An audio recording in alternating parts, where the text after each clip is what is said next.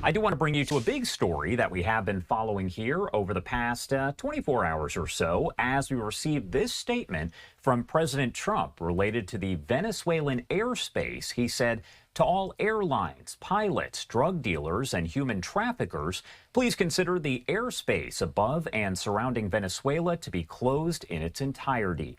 Thank you for your attention to this matter. That, of course, leaving a lot of questions about exactly what all of that means. Now, we also have this live look that is coming in from FlightRadar24.com, as we know that international airlines began canceling last week flights to Venezuela after the Federal Aviation Administration told pilots to be cautious flying around the country because of heightened military activity. Now, this is the live flight radar just 24 hours after that post from President Donald Trump. Right now, I do want to bring in a friend of the show to discuss really what all of this means. We do have Matthew Whiz Buckley, retired Navy FA-18 fighter pilot, Top Gun grad, and founder of No Fallen Heroes Foundation. Thank you so much for taking the time to be here with us this morning. Good morning, Josh. Thanks for having me.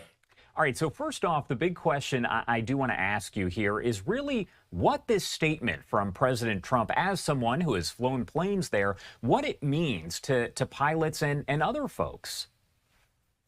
Well, the first thing it means, Josh, obviously, is stay away. It means most likely that offensive combat operations are about to take place. So you don't want any civilian aircraft flying near any potential hostile fire zone. I remember in Trump's first presidency, the Iranians started lobbing a bunch of missiles at our forces in Iraq, and we retaliated, and they ended up shooting down one of their own airliners. So Iranian air defense actually shot down an Iranian airliner. Sadly, that Malaysian Airlines flight was shot down in Ukraine by most likely Russian forces. So civilian airliners, civilian air traffic around a combat zone equals potential trouble. So obviously the president's going out of his way to just say, hey, stay away. It's dangerous. And what we're looking at right now, as I mentioned, is FlightRadar24.com. It does show a live look at the flights over Venezuela. You can see there are, it appears, a few of them there. Do we have any idea if this is normally what we'd see, if we'd see more flights over Venezuela, if not for the comments from the FAA and from President Trump? Oh yeah, absolutely, Josh. You can see to the west of Venezuela, it's crowded. That highway over to the left side's very crowded right now because there should be a lot more traffic flying over Venezuela down towards Brazil and some of the other South American countries, and it's a ghost town over there. And the little traffic that you do see most likely is our intelligence aircraft, if they even have their transponder on and reporting.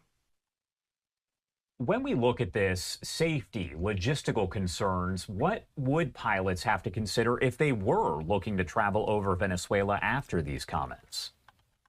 Well, they wouldn't. So there is absolutely, even Russia or Iran or countries that are still buddy with Venezuela, they would not be flying their aircraft over there. It would be potentially suicide. Because as we've seen in media reports recently, Venezuela is on edge. I saw some clips of their military shooting into the water, ready to propel an invasion. So they're on a hair trigger right now. So they've been flying just ancient F-16s in videos that I've seen. They are a hair trigger away from shooting something down in Venezuela. So you'd be an absolute idiot if you decide to do any sort of flight operations anywhere near Venezuela right now.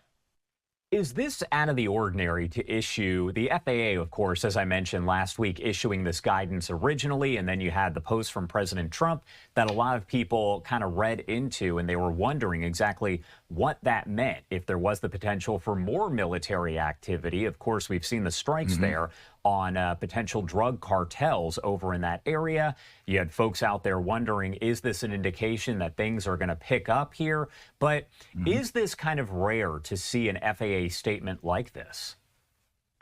Oh, well, it's rare to see an FAA statement like this because this is in our backyard. Usually combat operations that we're involved in are overseas. It's over there, right? We're going to fight them over there before we have to fight them at home. So usually the FAA isn't, part of this type of stuff. But since it's right in our backyard, the FAA gotten involved. And you can see the FAA obviously got a little bit of a heads up from the government saying this is most likely going to happen. So the FAA gave our airlines heads up, like, hey, this is about to be coming. And then obviously President Trump, that's the ultimate declaration is, hey, we prepped the battlefield. The FAA put the word out. You shouldn't be flying around here. Now, this is the final warning.